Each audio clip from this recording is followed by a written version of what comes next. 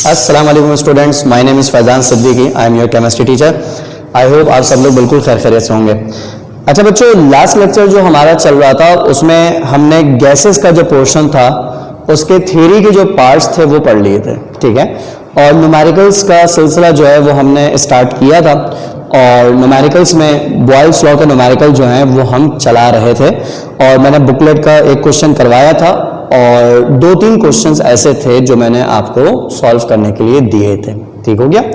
अच्छा, उसके बाद बॉयल्स लॉ के बाद हमारा जो अगला यहाँ पे था न्यूमेरिकल्स का डिस्कशन वो चार्ल्स लॉ का है, लेकिन बॉयल्स लॉ के कुछ क्वेश्चंस और हैं जो अभी डिस्कस करने से रह गए हैं, तो हमें इनको यहाँ पे डिस्कस करना है। एक क्वेश्चन 5 है बुकलेट का, पेज नंबर 7 पे, और दूसरा क्वेश्चन नंबर 6 है। ये दो ऐसे क्वेश्चंस हैं कि जो तकरीबन एक जैसे कॉन्सेप्ट के हैं और इसको डिस्कस करना है। पास पेपर में आए हुए क्वेश्चंस हैं तो इसलिए ज़रा इसको ध्यान में रखिएगा। तो 5 करा दूं या 6 करा दूं, जैसे आप बोलें। पहले 6 कराता हूं, चलें। तो ज़रा बुकलेट का जो क्वेश्चन नंबर 6 है इस पर हम थोड़ा सा बात करते हैं कि इसके अंदर जो है वो आपने काम किस तरीके से जो है वो यहाँ पे करना है। क्वेश्चन में थोड़ा सा पढ़ देता हूँ, डाटा फिर हम बनाते हैं और उस पर बात करते हैं। देखें, क्वेश्चन 6 है कि 1100 millilitre of carbon dioxide at a pressure of 500 torr, 1500 millilitre of nitrogen at a pressure of 400 torr, 800 ml of oxygen at a pressure of 600 torr are placed together in a container of 1000 ml capacity. Find the partial pressure of each gas. ठीक है, ये question है।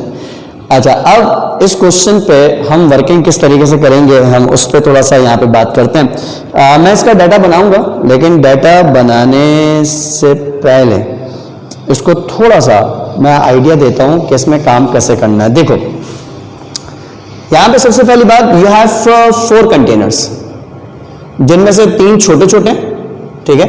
एक है ये वाला container, एक है ये वाला कंटेनर, सही हो गया, और एक है आपके पास ये वाला। 3 छोटे हो गए और एक जो है वो आपके पास यहाँ पे एक बड़ा सा कंटेनर है जी, इस तरीके से। अच्छा, अब क्वेश्चन को अगर आप देखते जाएं अपनी बुकलेट में और इस कंडीशन को जरा मैच करना शुरू करें तो देखिए इसमें काम क्या होगा। 1100 millilitre of carbon dioxide at a pressure of 500 torr. पहला कंटेनर कार्बन डाइऑक्साइड का है, 500 टॉर इसका प्रेशर है और वॉल्यूम इसका जो है वो 1100 ml है, सही हो गया। फिर दूसरा जो कंटेनर आपके पास है वो नाइट्रोजन का है, 1500 ml का। तो दूसरा कंटेनर नाइट्रोजन का 1500 ml का, ठीक है। और इस कंटेनर का जो प्रेशर आपको दिया हुआ है वो 400 टॉर है, सही हो गया। तीसरा जो कंटेनर आपको वहां पे दिया हुआ है वो तीसरा कंटेनर है वहां पे ऑक्सीजन का, जिसका वॉल्यूम है 800 ml। तो इसका वॉल्यूम आपके पास है 800 ml, ठीक हो गया। और उसका जो आपको वहां पे प्रेशर दिया हुआ है वो दिया हुआ है 600 टॉर, सही हो गया। फिर उन्होंने क्या किया कि एक चौथा कंटेनर लिया जो कि इन सबसे बड़ा कंटेनर है, और ये जो कंटेनर है उसका इन्होंने यहां पर आपको वॉल्यूम दिया हुआ है 1000 ml, ठीक है। अच्छा, इन सबसे बड़ा तो खैर नहीं है, दरमियाने साइज का है, 1000 ml इसका जो है वो वॉल्यूम है। अब कह रहे हैं कि यहां पे जितनी भी कार्बन डाइऑक्साइड है उसको इधर ट्रांसफर किया, जितनी भी नाइट्रोजन है उसको इधर ट्रांसफर किया, जितनी भी ऑक्सीजन है उसको इधर ट्रांसफर किया। अच्छा, बात को समझें, प्रेशर वॉल्यूम पर डिपेंड करता है, बॉयल्स लॉ में यही है ना भाई। आप वॉल्यूम और प्रेशर को रिलेट करें तो आपस में इनवर्सली प्रोपोर्शनल होते हैं, ऐसे ही। अगर वॉल्यूम बढ़ेगा प्रेशर कम हो जाएगा, प्रेशर बढ़ेगा वॉल्यूम कम हो जाएगा, इस तरह से होगा। तो वही चीज यहाँ पर है, पहले कंटेनर में कार्बन डाइऑक्साइड है, उसका देखो पहला वॉल्यूम कितना है 1100, बाद में वॉल्यूम कितना है उसका 1000। तो देखो उसका वॉल्यूम जो है वो डिक्रीज हो रहा है, तो इसका मतलब कार्बन डाइऑक्साइड का प्रेशर यहाँ पे बढ़ेगा, और वो कितना बढ़ेगा वो हम बात करते हैं अभी।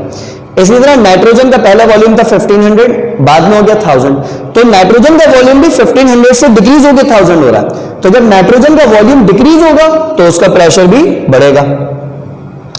ऑक्सीजन का पहले वॉल्यूम है 800, बाद में जो वॉल्यूम ऑक्सीजन का है वो यहां पे 1000 है। तो ऑक्सीजन का जो वॉल्यूम है वो 800 से इंक्रीज होकर 1000 हो रहा है। तो जब उसका वॉल्यूम बढ़ेगा तो उसका प्रेशर जो है वहां पे कम हो जाएगा। सही है। तो बात सिंपल से कहने की है कि वो ये पूछ रहे हैं कि हम अगर कार्बन डाइऑक्साइड, नाइट्रोजन, ऑक्सीजन तीनों गैसेस को यहां पे ट्रांसफर कर दें, तो ट्रांसफर करने के बाद ये आपसे पूछा जा रहा है कि बताएं कार्बन डाइऑक्साइड का पार्शियल प्रेशर कितना होगा, नाइट्रोजन का पार्शियल प्रेशर कितना होगा और ऑक्सीजन का पार्शियल प्रेशर कितना होगा। और साथ में हम एक और काम भी कर लेंगे कि मिक्सर का टोटल प्रेशर कितना होगा। हम ये भी वैसे ही निकाल लेंगे, क्वेश्चन में कहा हुआ नहीं लेकिन हम निकाल लेंगे, क्योंकि इंटर बोर्ड में जो पास पेपर में क्वेश्चन इसी तरह के 1-2 और आए हैं तो उसमें टोटल प्रेशर भी निकालने को कहा हुआ। अच्छा, करना क्या है, ये सिचुएशन पूरी आपके सामने है। सही हो गया। बहुत सिंपल न्यूमेरिकल है, आपने कुछ नहीं करना। जो बॉयल्स लॉ की इक्वेशन है P1 V1 equals P2 V2, सही है, उस इक्वेशन को आपने 3 दफा अप्लाई करना है। एक दफा उस इक्वेशन को आप अप्लाई करेंगे कार्बन डाइऑक्साइड के लिए, दूसरी दफा नाइट्रोजन के लिए और तीसरी दफा आप ऑक्सीजन के लिए अप्लाई करेंगे। तो आपने बारी बारी जो है वो उन इक्वेशंस को अप्लाई करना है और अप्लाई करने के बाद आपको सबके P2 मिल जाएंगे, नए वाले कंटेनर के अंदर जो प्रेशर है वो मिल जाएगा। अभी काम होगा कैसे, मैं इसको स्टेप बाय स्टेप जो है वो आपको समझा रहा हूं। ठीक है, एक छोटा सा डाटा जल्दी से बना लेते हैं।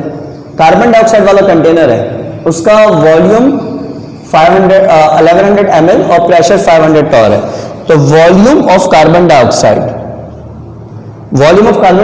जो है वो 1100 ml है और उसका जो प्रेशर दिया हुआ है ट्रांसफर होने से पहले का वो प्रेशर आपके पास है 500 टॉर। सही हो गया।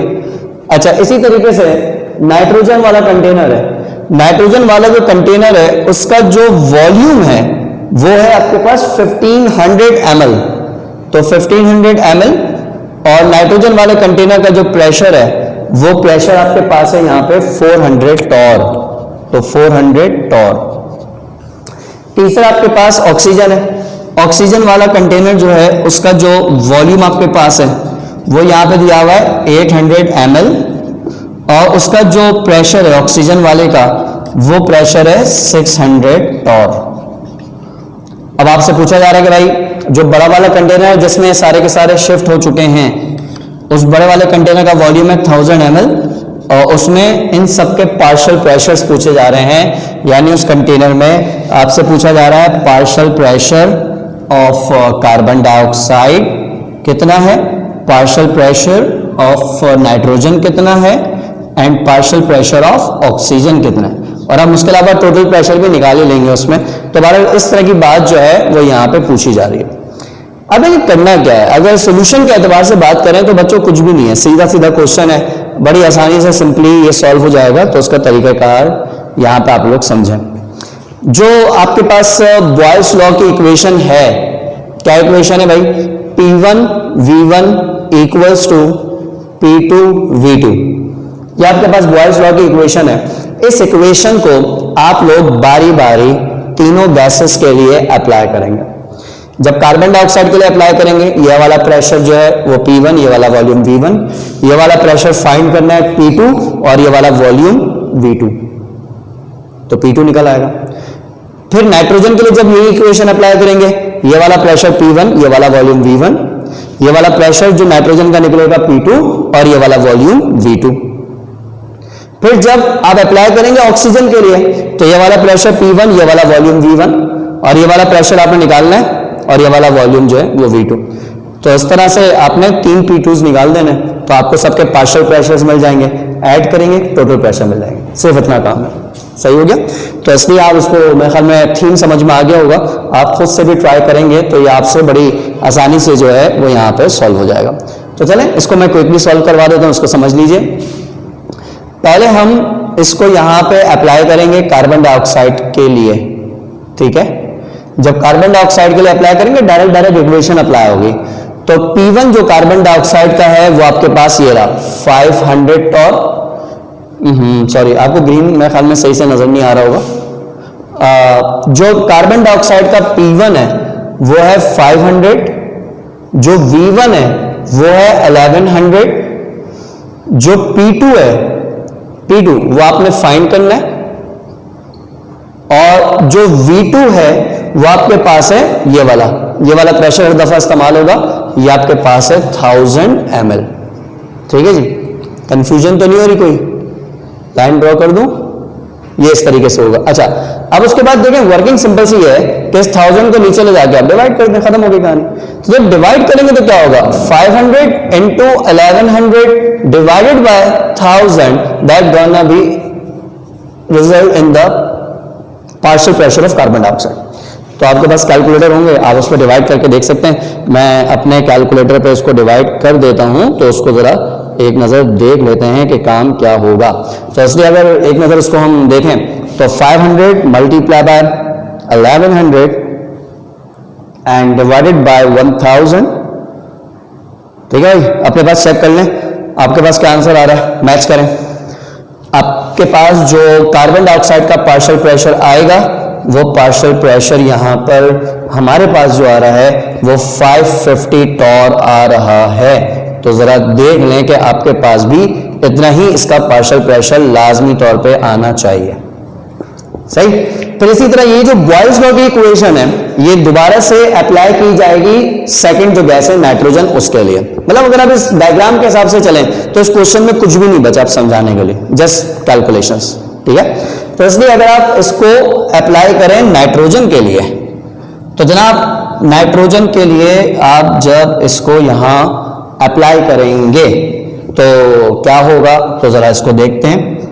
जब नाइट्रोजन के लिए अप्लाई करेंगे तो भाई नाइट्रोजन का ये वाला प्रेशर P1, ये वाला वॉल्यूम V1 ट्रांसफर से पालेगा। ट्रांसफर के बाद का प्रेशर P2 फाइंड करना है और वो वाला वॉल्यूम आपके पास V2 हो जाएगा।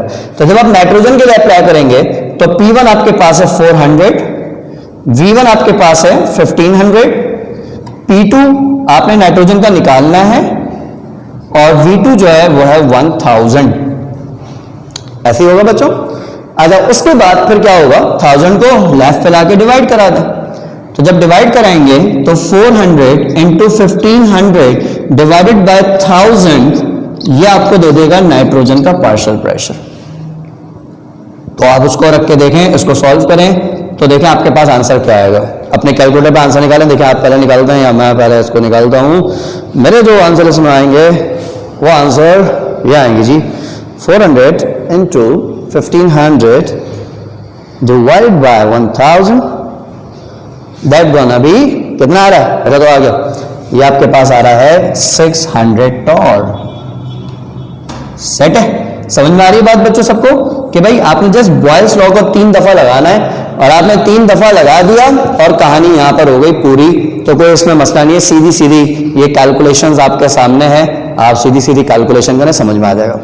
अब इसको आखिरी दफा जो है वो हम अप्लाई कर रहे हैं यहाँ पे जो ऑक्सीजन गैस है उसके लिए। तो जब हम इसको ऑक्सीजन गैस के लिए आखिरी दफा अप्लाई करेंगे तो क्या होगा, जरा इसको ध्यान से समझ लें। थीम सबको समझ में आ गया तो इसलिए आप डायरेक्ट अपने पेपर पे कर लें, वीडियो देख के क्या करेंगे, समझ में तो आ रहा है ना। यहां पर समझ में आना चाहिए, दिमाग से समझ में आना चाहिए। जनाब ऑक्सीजन के लिए अप्लाई करेंगे, ये इसका P1 है, ये इसका V1 है, P2 फाइंड करना है, ये इसका V2 है। तो इसलिए ऑक्सीजन के लिए मैं इसको अप्लाई करूं तो ऑक्सीजन का जो P1 है वो है 600, ऑक्सीजन का जो V1 है वो है 800, ऑक्सीजन का जो P2 है वो निकालना है और V2 जो है ऑक्सीजन का वो वहां पाएगा 1000 ml। सही हो गया। इसको लेफ्ट पे लाके आपने डिवाइड किया। जब डिवाइड करेंगे तो 600 इंटू 800 डिवाइडेड बाय 1000 आपको ऑक्सीजन का पार्शियल प्रेशर मिल जाएगा। आप अगर अपने कैलकुलेटर पे देखें तो देखें आपके पास आंसर क्या आ रहा है। मैं अपने कैलकुलेटर पे इसका आंसर अगर निकाल दूं तो मेरे पास इसका आंसर आएगा 600 इंटू 800।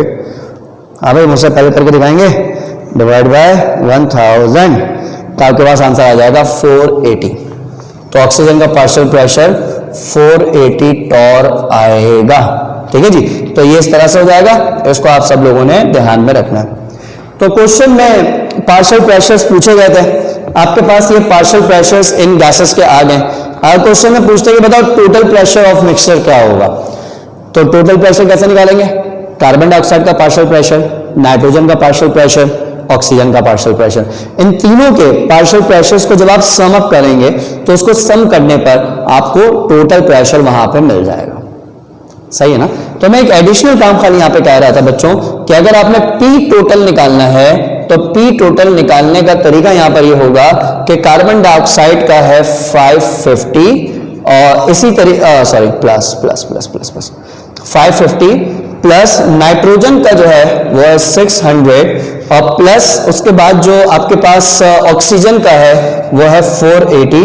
इन सबको आपने एडअप किया, तो अगर आप अपने कैलकुलेटर पे एडअप करें तो आपको ये एडिशनल इंफॉर्मेशन यहां पे मिल जाएगी कि 550 प्लस 600 प्लस 480, तो आपके पास ये हो जाएगा कितना? 1630।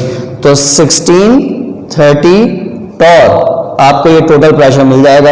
ये इसका यहां पे आंसर हो जाएगा। समझ में आ रही बात? तो भाई बच्चों ये इसका तरीकाकार है, तो इस तरीकेकार को आप यहाँ पे देख लें, आप यहाँ पे समझ लें कि काम कैसे होगा। ठीक होगी जी? आगे बढ़े बच्चों? तो उसको अगर आप नोट डाउन कर रहे हैं तो वीडियो को पॉज करके क्विकली नोट डाउन करें, उसके बाद इसको हम आगे लेके चलते हैं, आगे देख लें कि काम किस तरह से आना है। पेपर में 4 मार्क्स का ये न्यूमेरिकल था भाई, इसलिए जरा 4 मार्क्स के लिहाज से सारे बच्चे जो है इसको ध्यान में रखिएगा कि अगर ये आ जाए तो आपने इस तरीके से करना है। सही? अच्छा, अब उसके बाद हमारे पास बॉयल्स लॉ के न्यूमेरिकल के बाद अगला जो है वो चार्ल्स लॉ का न्यूमेरिकल है। तो चार्ल्स लॉ के न्यूमेरिकल को हम एक नजर देखते हैं कि उसके अंदर क्या स्टोरीज हैं, उसमें कैसे वर्किंग होगी। जस्ट यूनिट्स का ध्यान रखना है, तो न्यूमेरिकल में आपको किसी किस्म का कोई मसला नहीं होगा, बिल्कुल बच्चों वाला काम होगा, तो कोई टेंशन नहीं है। चले जी, मूव ऑन।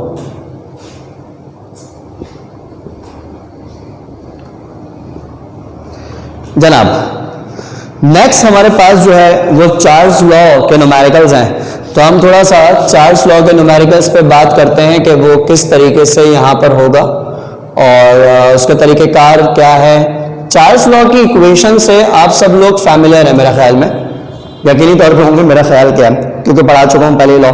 और उसकी जो मैथमेटिकल फॉर्म थी पहले उसको एक नजर डिस्कस कर लेते हैं। चार्ल्स लॉ अप्लाई उस वक्त होता है जब किसी गैस का प्रेशर कांस्टेंट हो। ठीक है, जब प्रेशर कांस्टेंट होगा तो वहां पे चार्ल्स लॉ अप्लाई होगा। और उसकी जो मैथमेटिकल फॉर्म थी चार्ल्स लॉ की, वो मैथमेटिकल फॉर्म आपके पास इस तरीके से थी कि V1 upon T1 is equal to V2 upon T2। ये आपके पास चार्ल्स लॉ की मैथमेटिकल फॉर्म थी जो कि हम यूज करते हैं। सही? इस मैथमेटिकल फॉर्म में उसी बात का ख्याल रखना है जो आपने पहले रखा था कि V1 और V2 का जो यूनिट यूज करना चाहें आप कर लें, लेकिन यूनिट सेम होना चाहिए। यानी अगर सपोज करें V1 आप यूज कर रहे हैं सेंटीमीटर क्यूब में, तो V2 आपने यूज करना है सेंटीमीटर क्यूब में। V1 यूज कर रहे हैं डेसीमीटर क्यूब में, तो V2 आपने यूज करना है डेसीमीटर क्यूब में। इस बात का ख्याल रखना है। टेम्परेचर के हवाले से लेकिन क्या है कि टेम्परेचर में ऐसा कोई चक्कर नहीं है। टेम्परेचर का कभी भी कोई भी न्यूमेरिकल हो, कैलकुलेशन करें, टेम्परेचर का हमेशा सिर्फ एक यूनिट इस्तेमाल किया जाएगा और वो यूनिट होगा केल्विन। आपको टेम्परेचर सेंटीग्रेड में दिया हुआ है, कोई मसला नहीं, भले दोनों टेम्परेचर सेंटीग्रेड में दिए हों, लेकिन कैलकुलेशन आपने सेंटीग्रेड में रख के नहीं करनी। इस बात को ध्यान में रखें, जब भी आप कैलकुलेशंस करेंगे तो उसमें टेम्परेचर को आप केल्विन में रख के करेंगे। अच्छा, आपको जो है वो थोड़ा सा इसकी कन्वर्जन पता होनी चाहिए कि इसकी कन्वर्जन किस तरीके से यहाँ पे की जाती है। अगर सेंटीग्रेड से केल्विन में लेकर आना है तो उसका तरीका ये होता है कि सेंटीग्रेड वाले टेम्परेचर में आप 273 ऐड कर दें, तो 273 ऐड होने के बाद वो केल्विन में कन्वर्ट हो जाता है, तो आपके पास इस तरीके से यहाँ पर आता है। ठीक है ना? तो इसलिए जब यूनिट कन्वर्जन की आपको जरूरत पड़ेगी तो यूनिट कन्वर्जन का आपको आइडिया होना चाहिए कि क्या होगा। तो मैं चार्ल्स लॉ के न्यूमेरिकल हैं आपकी बुकलेट में, उसी पेज नंबर 7 पे, उसमें क्वेश्चन नंबर 7 से लेकर 11 तक ये चार्ल्स लॉ के न्यूमेरिकल्स हैं। और इनमें से एक न्यूमेरिकल में करवाता हूँ, एक ही पैटर्न पे सारे न्यूमेरिकल्स हैं, तो इसलिए क्वेश्चन 7 में करवा देता हूँ। 8, 9, 10, 11 आप लोग उसको घर में पे ट्राई कीजिएगा, बड़ी आसानी से हो जाएंगे क्या। तो अगर हम बुकलेट का क्वेश्चन नंबर 7 चेक करें तो बुकलेट के क्वेश्चन नंबर 7 में काम क्या है कि 4.80 decimeter cube is a volume of a balloon when the temperature is 36 degrees centigrade. What will be the volume if the balloon is kept in deep freezer and then heated up to 6 degrees centigrade? Deep freezer में रखने के बाद heat नहीं होगा, cool होगा, चलें कोई बात नहीं। Pressure inside the balloon will remain equal in atmospheric pressure. Okay, pressure मतलब एटमॉस्फेरिक है, यानी प्रेशर कांस्टेंट इन्होंने रखा हुआ है थ्रू आउट, और बोलने के भाई बताएं क्या होगा। चलें डाटा बनाते हैं। वॉल्यूम दिया हुआ है 4.80 डेसीमीटर क्यूब। तो ये जो वॉल्यूम आपको दिया हुआ है, आपने इसको लिया यहां पे V1 4.80 डेसीमीटर क्यूब, ये आपके पास V1 है। टेम्परेचर दिया हुआ है 36 डिग्री सेंटीग्रेड, तो टेम्परेचर जो है वो 36 है, आपने लिख दिया भाई T1 36। What will be the volume of balloon is kept in deep freeze and heated up to 6 degree centigrade. जो दूसरा टेम्परेचर आपको दिया हुआ है वो 6 डिग्री सेंटीग्रेड दिया हुआ है, और इस पे वॉल्यूम क्या होगा आपने ये वॉल्यूम बताना है, निकालना है। अच्छा भाई, अब क्या होगा भाई, टेम्परेचर 36 डिग्री सेंटीग्रेड है भाई, इसको केल्विन में लाना पड़ेगा। केल्विन में लाने के लिए 273 ऐड कर दें, केल्विन में आ जाएगा, ऐसे ही होगा ना। तो इसलिए अगर आप 36 में ऐड करें 273, तो जब 36 में 273 ऐड करेंगे तो ये आपके पास हो जाएगा 309 केल्विन। तो आपको टेम्परेचर जो है वो केल्विन में मिल गया 309, ठीक हो गया। अच्छा, इसी तरह 273 में जब आप 6 यहां पे ऐड करेंगे तो ये कितना हो जाएगा 279 केल्विन। तो टेम्परेचर हमेशा सिर्फ केल्विन में यूज होगा, केल्विन के अलावा किसी और सिस्टम ऑफ यूनिट में इस्तेमाल नहीं होगा। सही हो गया जी। अच्छा, अब उसके बाद देखें आगे क्या होगा। उसके बाद आगे ये होगा कि जब आप इसको सॉल्व करेंगे तो सॉल्व करने के लिए भाई चार्ल्स लॉ आपने लगाया, V1 upon T1 is equal to V2 upon T2, ये आपके पास इसकी मैथमेटिकल फॉर्म हो गई। अच्छा, इसके बाद V1 जो है वो आपको दिया हुआ है 4.80, T1 जो है वो दिया हुआ है 309, V2 जो है वो फाइंड करना है, और T2 जो है ये आपको दिया हुआ है 279। V2 फाइंड करने के लिए 279 को ऊपर ले जाके मल्टीप्लाई कर दें, तो क्या हो गया 4.80 multiply 279 divided by 309 is equal to V2। और उसके बाद फिर उससे आगे क्या होगा, उसके आगे फिर आप उसको रख के सॉल्व करें और आंसर निकालें। आप अपने कैलकुलेटर पे करें, मैं अपने कैलकुलेटर पे करता हूं। मैं मोबाइल कैलकुलेटर यूज कर रहा हूं, इसलिए थोड़ा स्लो मेरी कैलकुलेशन हो रही है, लेकिन आप लोग अपने प्रॉपर कैलकुलेटर पे करें जो फास्ट हो जाएगी जी। तो 4.80 मल्टीप्लाई बाय 279 डिवाइडेड बाय 309, ठीक है, तो ये जाएगा 4.33। तो आपके पास यहाँ पे जो V2 आएगा वो 4.33 आएगा। इसका जो यूनिट होगा वो यूनिट होगा जो V1 का यूनिट है। तो V1 अगर डेसीमीटर क्यूब में इस्तेमाल हो रहा है तो V2 वाला जो होगा वो भी डेसीमीटर क्यूब में इस्तेमाल हो जाएगा। तो आपके पास ये इसका यहाँ पे वॉल्यूम हो जाएगा, ये इसका यहाँ पे आंसर हो जाएगा। समझ में आ रही बात। तो बच्चों ये आपके पास जो है वो 400 अगर न्यूमेरिकल है तो इस तरीके से इसको आप लोगों ने सॉल्व करना है, इसका आइडिया होना चाहिए। इससे मैचिंग के क्वेश्चन आपके पास है 8, 9, 10, 11, तो वो क्वेश्चन आप लोग ट्राई कीजिएगा, ठीक है जी। तो इंशाल्लाह ताला नेक्स्ट क्लास में इसके आगे से जनरल गैस इक्वेशन के न्यूमेरिकल से कंटिन्यू करेंगे। जनरल गैस इक्वेशन के बहुत सारे न्यूमेरिकल्स हैं, तो इसलिए जरा इसको टाइम जरा ज्यादा लग जाएगा उसमें, तो इंशाल्लाह ताला यहीं से कंटिन्यू करेंगे। थैंक यू सो मच बच्चों, टेक केयर, अल्लाह हाफिज।